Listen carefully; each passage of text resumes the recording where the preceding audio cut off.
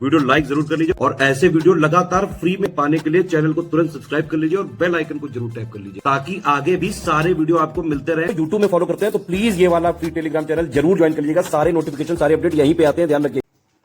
नमस्कार दोस्तों, स्वागत है आपका यूपीपीएससी बेस्ट ऑनलाइन कोचिंग के इस यूट्यूब चैनल पर।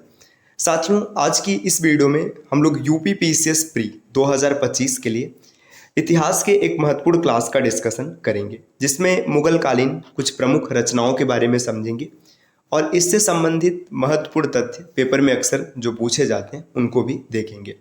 तो शुरू करते हैं आज के इस इंटरेस्टिंग क्लास को। इससे पहले आप वीडियो को लाइक कर दीजिएगा और चैनल पर अगर पहली बार विजिट किए तो सब्सक्राइब करना ना भूलिएगा। साथियों, यूपीपीसीएस प्री के एग्जाम में अच्छा प्रदर्शन करने के लिए आप स्टडी फॉर सिविल सर्विसेज के मेंटरशिप बैच को फॉलो कर सकते हैं। प्रक्रिया बड़ा ही सिंपल सा है। आपको प्ले स्टोर से ज्ञान सर एजुकेशन एप्लीकेशन इंस्टॉल करना है और उसके बाद कोर्स परचेज करते समय कूपन कोड अप्लाई कीजिएगा ज्ञान सर डिस्काउंट। आपको 80% का ऑफ मिलेगा और चीज़ें मात्र 499 रुपये में हो जाएंगी। या फिर ये जो स्क्रीन पर नंबर दिख रहे हैं, इनमें से किसी भी नंबर पर आप कॉल या व्हाट्सएप करके भी जानकारी प्राप्त कर सकते हैं। चलिए अब बढ़ते हैं अपने क्लास की ओर। यहाँ पर आप देख सकते हैं दिया गया मुगल कालीन फारसी साहित्य की प्रमुख कृतियाँ। अब जो मुगल कालीन फारसी साहित्य उनके बारे में बताया गया। इसे बाबरनामा, इसे तुजुक ए बाबरी भी कहते हैं। इसकी रचना बाबर ने किया था। ये एक आत्मकथा है, क्योंकि बाबरनामा नाम से पता चल रहा है आत्मकथा है और ये तुर्की भाषा में लिखा गया था। तो बाबरनामा ये आत्मकथा है बाबर की, बाबर ने खुद लिखा था, भाषा तुर्की रही थी। फिर बाद में 1583 ईस्वी में अकबर के द्वारा अकबर ने अब्दुल रहीम खाना के द्वारा इसका अनुवाद करवाया था अन्य भाषा में। तो ये भी पॉइंट कई बार पूछ लिया जाता है कि इसका अनुवाद किसने किया है। तो इसका अनुवाद किया था अब्दुल रहीम खाना ने। आगे देखिएगा तारीख रसीदी। तारीख रसीदी किसने लिखा है? हुमायूं की शाही फौज में कमांडर के पद पर नियुक्त मिर्जा हैदर दोगलत के द्वारा रचित यह कृति मध्य एशिया में तुर्कों के इतिहास को तथा हुमायूं के शासनकाल पर विस्तार पूर्वक प्रकाश डालती है। तो सीधी सी बात है, बस इतना याद रखिएगा, तारीख रसीदी मध्य एशिया में तुर्कों का क्या इतिहास है, हुमायूं का शासनकाल कैसा है, इस पर प्रकाश डालती है। और लिखा है इसको मिर्जा हैदर दोगलत ने। ये हुमायूं के फौज में कमांडर था। आगे देखिए कानून ए हुमायूनी 1534 ईस्वी में ख्वांदमीर द्वारा रचित इस कृति में हुमायूं की चापलूसी करते हुए उसे सिकंदर ए आजम, खुदा का शाया इत्यादि उपाधियां दी गई है।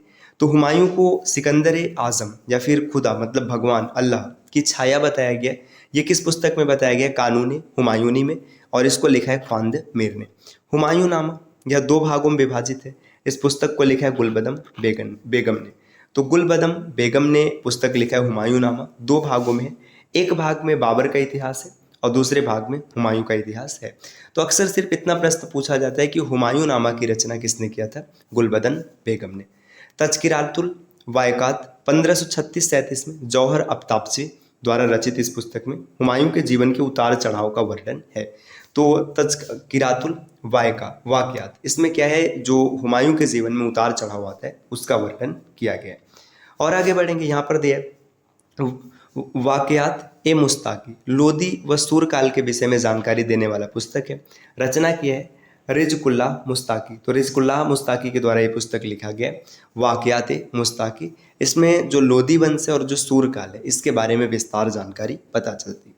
तोहफा ए अकबर शाही, अकबर को समर्पित इस पुस्तक को अब्बास खां सरवानी ने लिखा है। अकबर के निर्देश पर लिखा था। इस पुस्तक में शेरशाह के विषय पर भी जानकारी प्राप्त होती। तो तोहफा ए अकबर शाही, इसको लिखा है अब्बास खां सरवानी ने। तारीख शाही बहलोल लोदी के काल से प्रारंभ होकर हेमू के मृत्यु के समय तक पश्चात होने वाली पुस्तक अहमद यादगार के द्वारा लिखा गया। तो तारीख शाही को लिखा है अहमद यादगार ने। बहलोल लोदी के समय से शुरू होता है और जब हेमू की मृत्यु होती है, आप कमेंट करके बताइएगा कि हेमू की मृत्यु कब होती है, तब तक ये कहानी चलेगी, मतलब उसका जिक्र वहाँ पर किया गया। अब आगे है तज़किरा ए हुमायूं व अकबर। अकबर द्वारा अपने दरबारियों को हुमायूं के विषय में जो कुछ जानते हैं लिखने के आदेश पर अकबर के रसोई प्रबंधक बजात ने पुस्तक लिखा है तज़किरा ए हुमायूं व अकबर। नफाइस अल उल मासिर ये प्रथम ऐतिहासिक पुस्तक मीर अलाउद्दौला कज़वीनी द्वारा रचित है। जिसमें 1565 से लेकर 1575 तक की स्थिति का पता चलता है। तो मीर अलाउद्दौला कज़विनी ने ये पुस्तक लिखा है, नफाइस उल मसीर। आगे देखिए, आगे दिया तारीख़ अकबरी। तारीख़ अकबरी 9 भागों में विभाजित है। इस पुस्तक को लिखा है निज़ामुद्दीन अहमद ने। इसके जो पहले 2 भाग हैं मुगलों के इतिहास का उल्लेख करते हैं, शेष भाग दक्कन, मालवा, गुजरात, बंगाल, जौनपुर, कश्मीर, सिंध एवं मुल्तान की स्थिति का आभास कराते हैं। तो तारीख़ अकबरी याद रखिएगा 9 भागों में विभाजित है। निज़ामुद्दीन अहमद ने इसकी रचना की है। इंसा, अबुल फजल की रचना इंसा अकबर द्वारा विदेशी शासकों को भेजे गए शाही पत्रों का संकलन है। मतलब अकबर जो विदेशी शासकों को शाही पत्र भेजा करते थे, उन्हीं का संकलन इंसा नाम से प्रकाशित किया गया, अबुल फजल ने किया है। आगे है मुंतखब उल तवारिख। 1590 ईस्वी के प्रारंभ में अब्दुल कादिर बदायूनी द्वारा रचित ये पुस्तक हिंदुस्तान के आम इतिहास के रूप में जानी जाती है, जो 3 भागों में विभाजित है। प्रथम भाग को तबाकात अकबरी का संक्षिप्त रूप भी कहते हैं। शुबुक्तगीन से हुमायूं की मृत्यु तक की स्थिति का उल्लेख है। और तीसरा भाग जो है सूफी शायर विद्वानों के जीवनियों पर प्रकाश डालता है। तो मुंतखब उत तवारिख अब्दुल कादिर बदायूनी ने लिखा है, 3 भाग में बटा हुआ है और हिंदुस्तान के इतिहास की जानकारी यहाँ से पता चलती है। तुजो के जहांगीर, इस पुस्तक को जहांगीर ने लिखा है, अपने शासन के 16वें वर्ष में लिखा था तुजो के जहांगीरी। उसके बाद के 19 वर्षों का इतिहास मोतमिद खान ने अपने नाम से लिखा है। अंतिम रूप से इस पुस्तक को पूरा करने का श्रेय मोहम्मद हादी को है। यह पुस्तक जहांगीर के शासनकालीन उतार चढ़ाव और शासन संबंधी कानूनों का उल्लेख करती है। तो तुजो के जहांगीर ने विशेष तौर पर लिखा है। इकबालनामा ए जहांगीरी, जहांगीर के शासन के 19वें वर्ष के बाद की जानकारी देने वाली पुस्तक मोतमद खां बख्शी के द्वारा लिखा गया इकबालनामा ए जहांगीरी। और आगे बढ़ेंगे, देखिए यहाँ पर दिया अमल ए साले, मोहम्मद साले द्वारा ये पुस्तक लिखी गई है। शाहजहाँ के अंतिम 2 वर्षों का इतिहास यहाँ से पता चलता है अमल ए साले में। तारीख शाहजहानी, शाहजहाँ कालीन शासन एवं हालातों एवं अफसरों के संबंध में जानकारी देने वाली पुस्तक सादिक खां के द्वारा लिखी गई। देखिए तारीख शाहजहानी, इसको किसने लिखा है? सादिक खां ने। चहार चमन, ये चंद्रभान द्वारा पुस्तक लिखी गई। शाहजहाँ की शासन प्रणाली और कार्य का जिक्र इसमें किया गया है। आगे दिया है शाहजहाँनामा या आलमगीरनामा। ये दोनों कृतियां औरंगजेब के शासनकाल के 10वें वर्ष के इतिहास को बताने वाली एकमात्र कृति मानी जाती। शाहजहाँनामा के रचयिता इनायत खां हैं और आलमगीरनामा के रचयिता काजिम सिराजी है। तो औरंगजेब का शासन जो था उसमें 10वें वर्षों का, मतलब प्रथम 10 वर्षों का जो इतिहास है इन्हीं 2 पुस्तकों से पता चलता है। वाक़यात आलमगीरी आकिल खां के द्वारा ये पुस्तक लिखी जाती है और औरंगजेब के राज्यारोहण के समय में जितनी लड़ाइयाँ हुई थी, औरंगजेब के जो उत्तराधिकारी युद्ध थे उनका वर्णन यहाँ पर है। नेक्स्ट आगे दिया गया खुलासत उत तवारीफ, औरंगजेब कालीन आर्थिक स्थिति, राज्यों की भौगोलिक सीमाओं एवं व्यापारिक मार्गों पर प्रकाश डालने वाली पुस्तक सुजान राय भंडारी के द्वारा लिखा गया। मुंतखब उल लुबाब खफी खां के द्वारा ये रचना की गई है और औरंगजेब के शासनकाल का आलोचनात्मक विवरण प्रस्तुत करता है। फुतुहात आलमगीरी औरंगजेब के शासन के 34वें वर्ष पर प्रकाश डालते हैं। ईश्वरदास नागर ने इसकी रचना की है। आगे देखिए नुक्शा-ए दिलकुशा। नुक्शा-ए दिलकुशा औरंगजेब के शासनकालीन सामाजिक, आर्थिक, राजनीतिक स्थितियों का उल्लेख करने वाली पुस्तक है। इसकी रचना भीमसेन कायस्थ के द्वारा की गई है। मासिर आलमगीरी साकी मुस्तैद खां के द्वारा ये पुस्तक लिखी गई है। औरंगजेब के शासन के 11वें से 20वें वर्ष तक का उल्लेख इसमें मिलता है। अब देखिए जदुनाथ सरकार ने इस कृति को मुगल राज्य का गजेटियर नाम दिया है।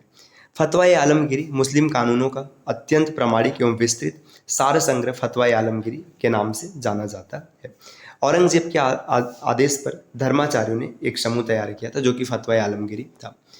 मजमा-ए बहरीन 2 महासागरों का मिलन है। दारा शिकोह द्वारा रचित इस पुस्तक में हिंदू धर्म और इस्लाम धर्म को एक ही लक्ष्य के 2 मार्ग बताए गए। तो मजमा-ए बहरीन ये लिखा है दारा शिकोह ने। इसमें बताया गया कि हिंदू और इस्लाम जो अलग अलग 2 धर्म हैं, ये एक ही लक्ष्य को प्राप्त करने के 2 अलग अलग रास्ते हैं। तारीख़ अल्फी मुल्ला दाऊद की रचना है। हरिभद्र सूरी समरादित्य कथा, ये समरादित्य कथा की रचना हरिभद्र सूरी ने की है। तारीख़ शहरशाही अब्बास खां सरवानी ने इसको लिखा हुआ।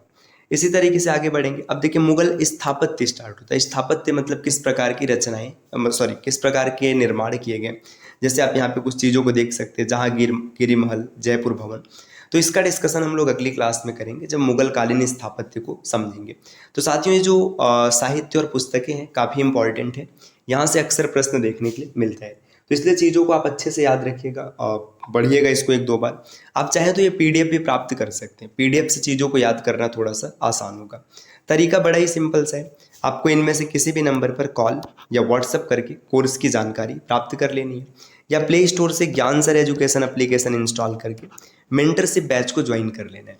आप मेंटरशिप बैच को फॉलो करेंगे तो उसमें आपको डेली के टारगेट्स मिलेंगे, ये PDF भी वहीं पर मिल जाएगा, मॉक टेस्ट भी वहाँ पर मिल जाएंगे। मात्र 499 रुपये में आपको कंप्लीट डेटा मिल जाएगा जो कि UPPSS प्री क्वालिफाई करने के लिए पर्याप्त होगा। तो मिलते हैं साथियों आपसे नेक्स्ट वीडियो में कुछ नए और इंटरेस्टिंग इन्फॉर्मेशन के साथ। तब तक के लिए नमस्कार।